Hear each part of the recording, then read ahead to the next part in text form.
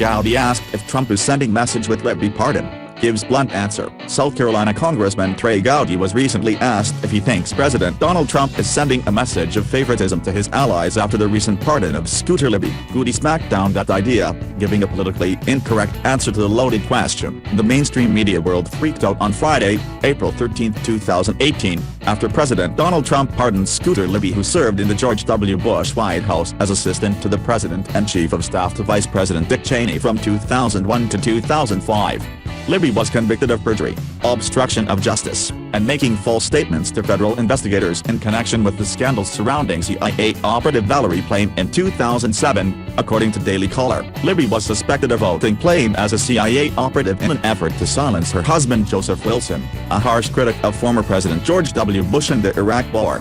Libby's 30-month prison sentence was commuted by former President George W. Bush. However, he was still required to perform 400 hours of community service and pay a $250,000 fine. In addition, Libby was stripped of his law license until it was restored in 2016. Following Libby's pardon by Trump on Friday, liberals had a meltdown and media outlets of every political persuasion floated the idea that the president was trying to send a message to his political allies, insinuating that anyone caught up in the special counsel Robert Mueller's investigation would be helped out.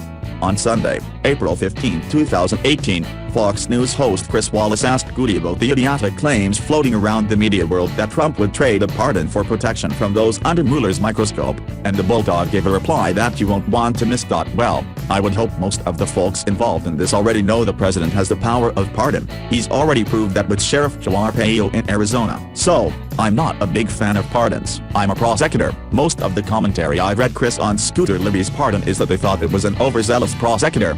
Gowdy said, okay, there's a way to deal with that. Don't hire overzealous prosecutors, but he was convicted, if memory serves me correctly, of a false statement and obstruction of justice. Those are things that you want to dissuade people from doing all of the time. I think everyone knows the president has pardon powers. So I don't know if he needs to send this signal, except to really slow-witted people, Gowdy added. In essence, Trey Gowdy just destroyed the idea that President Donald Trump was trying to send some kind of message of favoritism in exchange for protection. Leave it to liberals to create controversy where there is none. After all, that is what they do best. Just look at the entire Russian collusion investigation, which has pretty much been a witch hunt since it started. Robert Mueller has found no evidence to indicate that Trump in any way colluded with the Russians to win the 2016 presidential election. The bottom line here is that Trump has no need to trade favors for protection. That idea, however, was greatly demonstrated by former President Barack Obama and his administration when nearly every person close to former Secretary of State Hillary Clinton was given immunity during the illegal email server investigation.